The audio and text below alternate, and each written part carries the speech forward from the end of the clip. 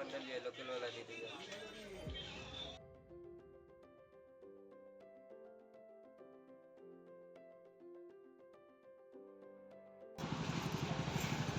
কি হয় বাৰ লগত আহিছোঁ পাৰ্লাৰলৈ।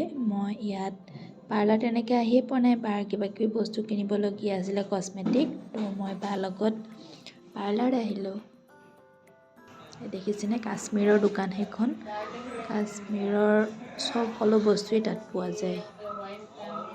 মই ৰাতিপুৱা ডিটক্স ৱাটাৰ খালোঁ, তাৰপিছত এতিয়া 1:30 বাজিছে, মই এতিয়া ভাত খামহে। কাৰণ মই চেষ্টা কৰি আছোঁ এইকেইদিন 16 ঘণ্টা নোখোৱাকৈ থাকিবলৈ। হাজবেণ্ড একেবাৰে ডিউটিলৈ খাই বৈ যায় আৰু তেখেতৰ এইকেইদিন বহুত কাম আছে, সেইকাৰণে তেখেতে এবাৰেই খাই গুচি যায়, অফিচতে খায়। আৰু সেইকাৰণে মই 16 ঘণ্টা নোখোৱাকৈ থকাৰ যিটো প্ৰচেছ সেইটো কৰিম বুলি ভাবিছোঁ, সেইকাৰণে এইকেইদিন খোৱা নাই। তো এতিয়া বাজিছে 1:30, মই ৰাতিপুৱা অকল পানীয়ে খোৱা, এতিয়া ভাতকেইটা খাই লওঁ। যে কানি মাংস আনিছিলে, তাৰে অলপ ভাজি পেলাই থৈ দিছিলোঁ ৰাতিপুৱালৈ, তো সেইখিনিকে বনাই পেলাই দিলোঁ আজি হাজবেণ্ডক। তো আজি বেলেগ একো নাই, অকল মাংস আৰু ভাত।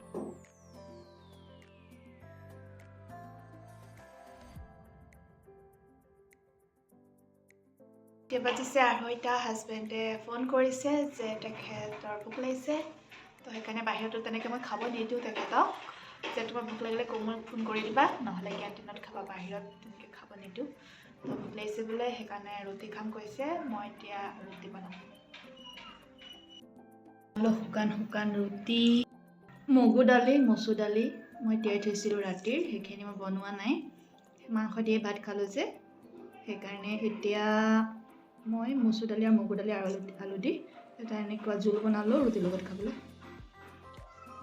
মই নাখাওঁ, মোৰ পেট ভৰি আছে পূৰা, সেইকাৰণে মই নাখাওঁ এতিয়া। জলকীয়া শেষ হ'ল, মই অকণমান জলকীয়া গুড়াকে দি দিছোঁ।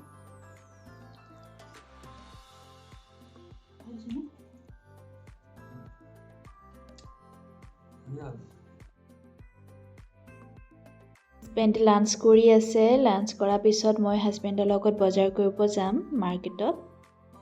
তো এতিয়া বজাৰ কৰিবলৈ আহিলোঁ। জাষ্ট বজাৰৰ পৰা আহি পালোঁ, বজাৰলৈ গৈছিলোঁ কাৰণ চব্জি নাছিলে, মই ঘৰলৈ অহাৰ পৰা চব্জি অনাই নাই, তো ঘৰৰ পৰাই তেনেকৈ চব্জি দি পঠিয়াইছিলে, সেয়াই হৈ আছিলে আৰু মাংসও খালোঁ। তাৰপিছত এতিয়া চব্জি খতম হৈ গ'ল, তো সেইকাৰণে এতিয়া মই গৈ হাজবেণ্ড লাঞ্চ কৰিব আহিছোঁ, তো হাজবেণ্ডৰ লগতে গৈ চব্জিকেইটা লৈ আহিলোঁগৈ। তো বাই বাই। বহুত ঠাণ্ডা পৰিছে, সেইকাৰণে মই আগফালৰ ৰুমটোত নাথাকোঁ, বেডৰুমতে থাকোঁ। গ্ৰীণ টি খালোঁ লেমন দি।